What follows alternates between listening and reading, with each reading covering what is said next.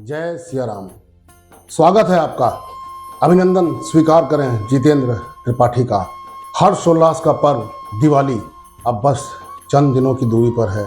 हर घर में सफाई का काम और खरीदारी का काम जोरों पर चल रहा होगा, ऐसा मेरा मानना है। और सब लोग सोच रहे होंगे कि यह पर्व किस तरह से मनाया जाए। वैसे तो ये आपसी सद्भाव, समभाव और भाईचारे के संदेश को प्रसार करने का पर्व है, लेकिन हमें अपने देश के त्योहारों और वहाँ रहने वाले सभी लोगों को भली बात समझने के लिए ज़रूरी है कि हम यह जानें कि आखिर अलग अलग धर्मों व स्थानों पर क्या मान्यताएं प्रचलित हैं। हम सब एक दूसरे से इतने अलग होते हुए भी एक समान कैसे हैं। तो चलिए आपको हम बताते हैं कि दिवाली मनाने को लेकर क्या प्रचलित मान्यताएं हैं। कार्तिक मास की अमावस्या को मनाया जाने वाला यह महापर्व अंधेरी रात को असंख्य दियों की रोशनी से भर देता है। वैसे तो पूरे देश में दिवाली बड़े धूमधाम से मनाई जाती है, लेकिन हिंदू धर्म में इसका कुछ और ही महत्व है। हिंदू धर्म की मान्यताओं के अनुसार इस दिन भगवान राम रावण का वध करके और 14 वर्षों के वनवास के बाद अयोध्या लौट रहे हैं, और उनके अयोध्या लौटने की खुशी में अयोध्यावासी बिल्कुल दीवाने हो चुके हैं और खुशी से फूले नहीं समा रहे। यहाँ दोस्तों ये बता दें आपको कि इंडियन गवर्नमेंट के साइंस मिनिस्ट्री से मान्यता प्राप्त institute of scientific research on Vedas की एक रिसर्च सामने आई है। इन्होंने रामायण में लिखे उस दौर के ग्रहों, नक्षत्रों, तारामंडलों की स्थिति के आधार पर नासा के वेद स्पेशल प्लैटिनम गोल्ड सॉफ्टवेयर से कुछ डेटा निकाला है और उससे किसी निष्कर्ष पर पहुंचे हैं। उनके निष्कर्ष के अनुसार आज से 7089 साल पहले 4 दिसंबर 5076 BC को राम ने रावण का वध किया था। अलग अलग जगहों पर रुकते हुए 29वें दिन प्रभु श्री राम 2 जनवरी 5075 BC को वापस अयोध्या लौटे थे। अश्विन माह में शुक्ल पक्ष की 10वीं तिथि को लंकापति रावण का वध करने के बाद श्री राम कार्तिक अमावस्या के दिन अपने राज्य कौशल वापस लौट रहे थे। लंका से कौशल आने की अवधि में वे विभिन्न स्थानों पर रुकते हुए आते हैं। तुलसीदास जी की रामचरितमानस के अनुसार रावण वध के पश्चात जब श्री राम की अयोध्या वापसी की बेला आई तो धर्म अधर्म के इस युद्ध में उनके साथ रहे नील, जामवंत, हनुमान, सुग्रीव आदि दुखी हो गए। प्रभु श्री राम उनकी मनस्थिति भांप गए तो उन्होंने उन्हें भी अपने साथ अयोध्या ले जाने का मन बनाया और उनसे कहा कि आप लोग दुखी न हो, आप हमारे साथ अयोध्या चल रहे हैं। श्री राम और उनके साथियों की इस यात्रा में पुष्पक विमान उनका वाहन बना। कुबेर का पुष्पक विमान उन्हें वायु मार्ग से अयोध्या ले जा रहा था, किंतु श्री राम मार्ग में कई स्थानों पर रुके। सबसे पहले उनका विमान अगस्त्य मुनि के आश्रम में रुका। वहाँ और भी मुनि उपस्थित थे। उन सब का आशीर्वाद प्रभु श्री राम ने और माता सीता ने लिया। श्री राम का पुष्पक विमान चित्रकूट में उतरा। चित्रकूट की पावन धरती अपना इंतजार कर रहे मुनियों को संतोष दिलाते हुए श्री राम ने वायु मार्ग से यमुना जी के दर्शन किए, उनको प्रणाम किया और यमुना जी के ऊपर से पुनः उड़ान भरी। अब प्रभु श्री राम प्रयागराज में गंगा यमुना के संगम के समीप पहुंच जाते हैं। यहाँ वे गंगा माँ को प्रणाम करते हैं और सीता जी को संगम की महिमा से अवगत कराते हैं। इस बीच उन्हें अपनी राजधानी अयोध्या के भी दिव्य दर्शन हो जाते हैं। अब उनका पुष्पक विमान प्रयागराज में पड़ाव डालता है। तो दोस्तों, ये वही स्थान है जब भगवान राम वन जाते समय, जब उनका वनवास हुआ था, जब अयोध्या से वन की ओर चले थे, तो इन सब स्थानों पर प्रभु श्री राम के चरण पड़े थे और यहाँ पर उन्होंने मुनियों का आशीर्वाद दिया था, ऋषियों का आशीर्वाद दिया था। तो लौटते समय इसी कार्य को वह दोबारा कर रहे हैं और अयोध्या जाते समय अब उनका जब राज्याभिषेक होगा तो वो इन्हीं मुनियों और ऋषियों का आशीर्वाद और माँ गंगा, माँ यमुना और भी लोग जो उनके मार्ग में पड़ेंगे उन सब का आशीर्वाद लेंगे। अब यहाँ से भगवान राम ने अपने आगमन की प्रथम सूचना अयोध्या को संप्रेषित की। इस दौरान श्री राम ने भरत को अपने आगमन की सूचना देने हेतु हनुमान जी से ब्राह्मण रूप धारण कर अयोध्या जाने के लिए और उनके आगमन की सूचना देने के लिए कहा। और प्रभु श्री राम का संदेश लेकर हनुमान जी नंदीग्राम जो अयोध्या में है, जहाँ से प्रभु श्री राम के छोटे भाई अयोध्या पर शासन किया करते थे, वहाँ पर ब्राह्मण का रूप धारण करके हनुमान जी आते हैं और भरत को प्रभु श्री राम के आगमन का संदेशा सुनाते हैं। भरत उनका संदेशा सुनकर भाव विभोर हो जाते हैं और उनसे लिपट कर रोने लगते हैं कि आपने हमको ये क्या संदेश सुनाया, हमारा हृदय प्रफुल्लित हो गया। इसके उपरांत श्री राम भारद्वाज मुनि के आश्रम पहुंचते हैं। जाते समय भी उन्होंने उनका आशीर्वाद लिया था। यहाँ से पुष्पक विमान गंगा नदी के दूसरे छोर पर उतरता है और प्रभु श्री राम अपने बाल सखा निषाद राज से मिलते हैं।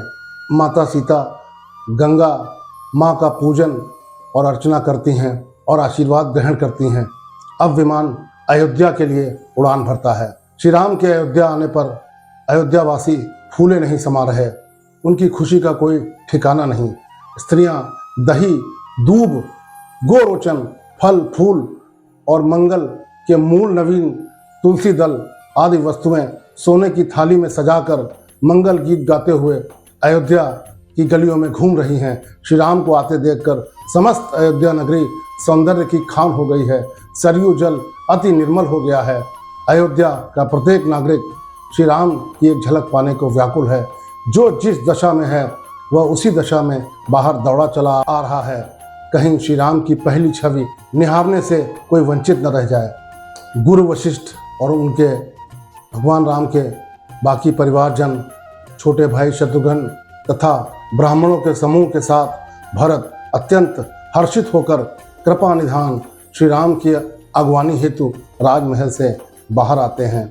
अयोध्या की बहुत सी स्त्रियां अपनी अटारियों पर चढ़कर आकाश की ओर देख रही हैं। श्री राम के पुष्पक विमान को देखकर मंगल गीत गा रही हैं। इस बेला का बहुत अच्छा वर्णन गोस्वामी तुलसीदास जी ने रामचरितमानस में किया है, ऐसा कि आपके दिल को छू जाए। कितने बिछड़े हुए परिवारजन, भाई, माताएं, मित्र, गुरु, शिष्य सब मिलने वाले हैं।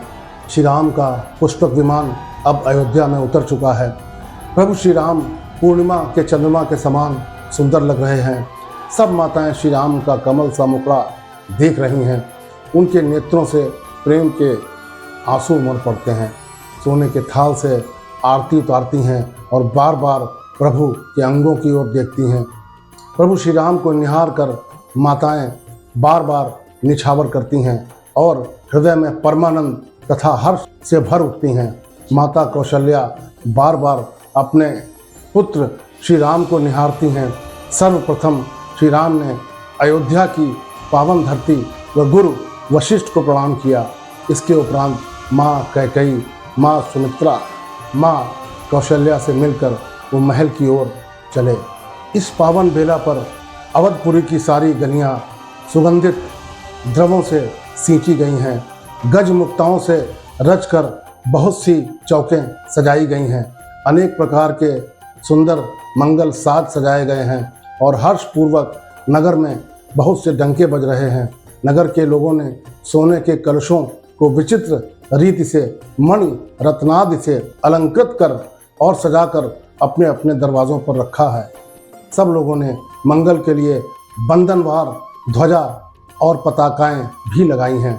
इसके साथ ही समस्त अयोध्या नगरी को दीपों से सजा दिया गया है। दीपों से सजी अयोध्या नगरी दीपोत्सव अर्थात दीपावली मना रही है। दोस्तों, वीडियो को छोड़कर कहीं मत जाइएगा। अभी दीपावली के संदर्भ में बहुत सारी रोचक बातें मुझे आपको बतानी हैं। दोस्तों, दीपावली एक संस्कृत शब्द है जो दो शब्दों से मिलकर बना है, दीप और आवली। दीप का मतलब तो आप जानते ही हैं कि दिया होता है और आवली का मतलब होता है श्रृंखला, मतलब एक लाइन में उनको लगाना, एक रेखा में उनको लगाना। तो दीप और आवली मिलकर बनते हैं दीपावली, यानी दीपों की श्रृंखला। शास्त्रों के अनुसार मिट्टी के दीपक जलाने से मानसिक और शारीरिक तनाव दूर होता है, माहौल में सकारात्मक ऊर्जा का संचार होता है और इससे जीवन में सुख समृद्धि आती है। मिट्टी का दीपक पंच तत्वों से मिलकर बना है।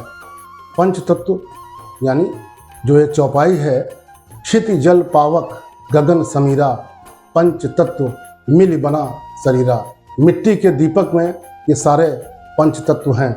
जैसे मिट्टी और पानी को मिलाकर दीपक बनता है, दीपक जलाने पर अग्नि तत्व आ जाता है और बिना वायु के अग्नि जल नहीं सकती। इसी कारण हर शुभ मौके पर मिट्टी का दीपक जलाया जाता है। दोस्तों, आपसे करबद्ध निवेदन है कि इस दीपावली पर मिट्टी के दिए ही जलाएं, उसी से आपको आशीर्वाद मिलेगा, उसी से आपको फल मिलेगा। ये चाइनीज़ झालर के चक्कर में ना पड़ें।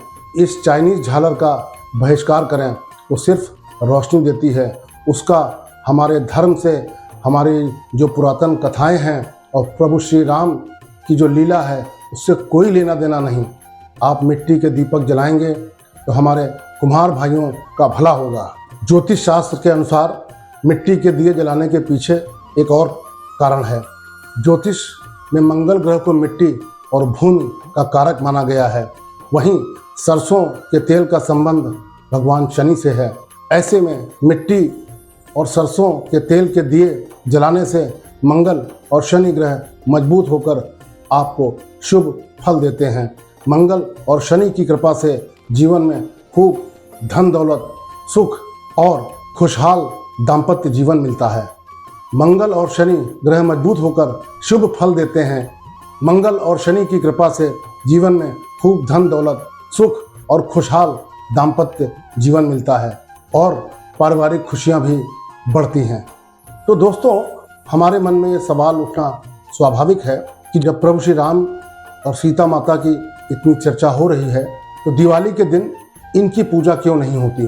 तो इसके पीछे भी एक कहानी है। इस विषय पर मैं आपको विस्तार से अपने अगले वीडियो में बताऊंगा। तब तक के लिए आपको बता दूं कि दिवाली को मनाने के और भी कई कारण हैं। दोस्तों, यहाँ ये बताना उचित समझता हूँ कि संपूर्ण भारतवर्ष में दिवाली अलग अलग रूपों में, अलग अलग तरीक़ों से मनाई जाती है। उत्तर भारत में दिवाली का त्यौहार भगवान राम की विजय गाथा और श्री कृष्ण द्वारा शुरू की गई नई परंपरा व उत्सव से जुड़ा हुआ है। यहाँ पर दिवाली का पर्व 5 दिनों तक मनाया जाता है, जिसमें पहला दिन धन के देवता कुबेर और भगवान धनवंतरि से जुड़ा है, जिसे धनतेरस कहते हैं। दूसरा दिन नरक चतुर्दशी का दिन है, इसे छोटी दिवाली भी कहते हैं। इस दिन श्री कृष्ण ने नरकासुर नाम का जो राक्षस था उसका वध किया था। तीसरा दिन माता सीता और श्री राम के अयोध्या वापस आने से जुड़ा है, इसे बड़ी दिवाली कहते हैं।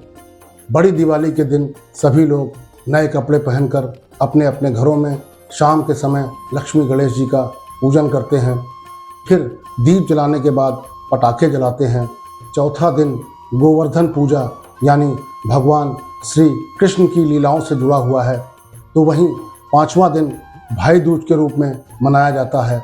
असल में उत्तर भारत में इस त्यौहार की शुरुआत दशहरे के साथ ही हो जाती है।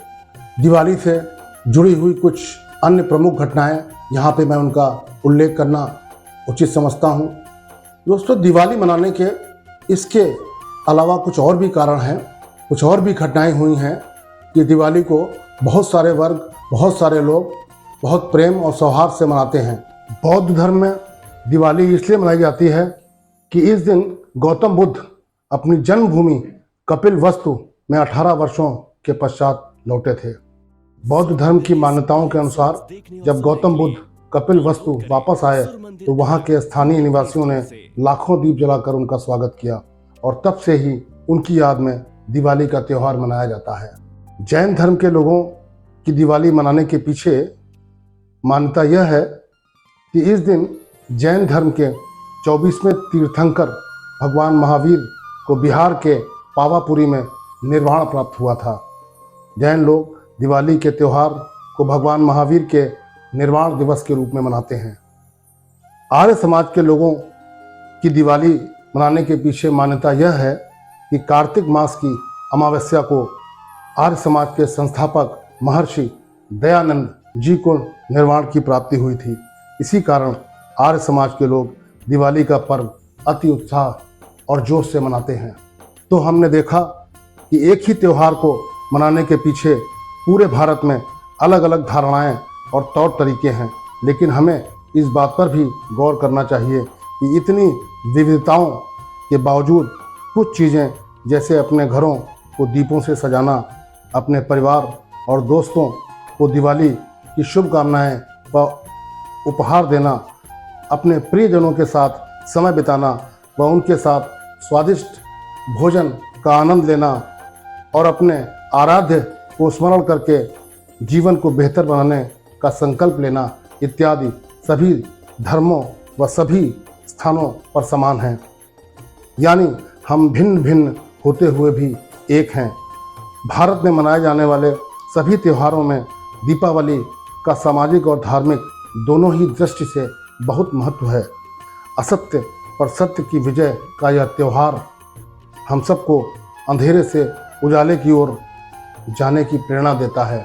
अर्थात यह पर्व उपनिषदों में कहे गए तमसो मां ज्योतिर्गमय का आवाहन करता है। दिवाली का एक किस्सा है जो पांडवों की घर वापसी से जुड़ा हुआ है।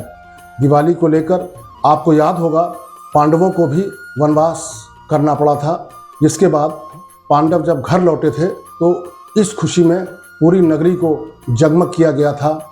उस दिन भी दिवाली ही थी। दिवाली से संबंधित एक कथा और जुड़ी है कि समुद्र मंथन के दिन माता लक्ष्मी जी ने सृष्टि में अवतार लिया था। यह भी मुख्य कारणों में से एक है। माता लक्ष्मी को धन और समृद्धि की देवी माना जाता है, इसलिए हर घर में दीप जलने के साथ साथ हम माता लक्ष्मी जी की पूजा भी करते हैं। यह भी दीपावली मनाने का एक मुख्य कारण है। आपको पता होगा कि इतिहास में एक ये भी घटना हुई है कि मुगल बादशाह जहांगीर ने सिखों के 6वें गुरु हरगोबिंद सिंह जी को गिरफ्तार कर लिया था और ये सिखों के महान गुरु 52 राजाओं के साथ ग्वालियर के किले में बंदी बनाए गए थे। सन 1612 में जब गुरु को कैद से आज़ाद किया जाने लगा तो वो अपने साथ कैद बाकी राजाओं को भी रिहा करने की जिद करने लगे। गुरु हरगोबिंद सिंह के कहने पर बाकी 52 राजाओं को भी कैद से रिहाई मिल गई। उस दिन भी दीपावली ही थी। इस त्यौहार को सिख समुदाय बहुत जोर शोर से मनाता है और उस दिन को दिवाली के अलावा बंदी छोड़ दिवस भी सिख समुदाय के लोग कहते हैं। दोस्तों, ऐसा माना जाता है कि अंतिम हिंदू सम्राट राजा विक्रमादित्य की कहानी भी दिवाली से जुड़ी हुई है। राजा विक्रमादित्य प्राचीन भारत के एक महान सम्राट थे। ये बहुत ही आदर्श राजा थे और उन्हें उनकी उदारता, साहस और विद्वानों के संरक्षण के कारण हमेशा याद रखा जाता है। इसी कार्तिक अमावस्या को उनका राज्याभिषेक हुआ था। राजा विक्रमादित्य मुगलों को धूल चटाने वाले भारत के अंतिम हिंदू सम्राट थे। एक और कथा के अनुसार माता पार्वती ने राक्षस का वध करने के लिए जब महाकाली का रूप धारण किया, उसके बाद उनका क्रोध शांत नहीं हो रहा था। तब महाकाली का क्रोध शांत करने के लिए भगवान शिव उनके चरणों में लेट गए थे। तब भगवान शिव के स्पर्श से माँ काली का क्रोध शांत हुआ था। इसी की याद में उनके शांत स्वरूप लक्ष्मी जी की पूजा की शुरुआत हुई। इसी रात इनके रौद्र रूप काली की पूजा का भी विधान है।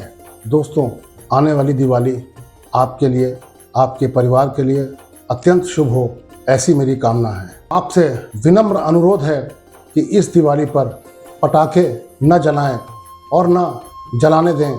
अपने आसपास के लोगों को, जिनको भी आप समझा सकते हैं, बता सकते हैं, उनको बताएं कि दिवाली पर पटाखे जलाने से वातावरण में कितना जहर घुलता है और कितनी समस्याएं उत्पन्न होती हैं। तो दोस्तों, दीपावली के संदर्भ में काफ़ी कुछ रोचक बातें मैंने आपके समक्ष रख दी हैं। आशा है कि ये प्रस्तुति आपको पसंद आई होगी। प्रस्तुति अगर पसंद आई हो तो मेरे इस वीडियो को सब्सक्राइब करें, लाइक करें, शेयर करें आपको कैसा लगा ये कमेंट भी करें। अगले वीडियो में मैं आपको बताऊंगा कि भगवान गणेश और माता लक्ष्मी की पूजा दिवाली पर क्यों होती है, कैसे इसकी शुरुआत हुई, उसकी प्रतीक्षा कीजिएगा। तब तक के लिए नमस्कार।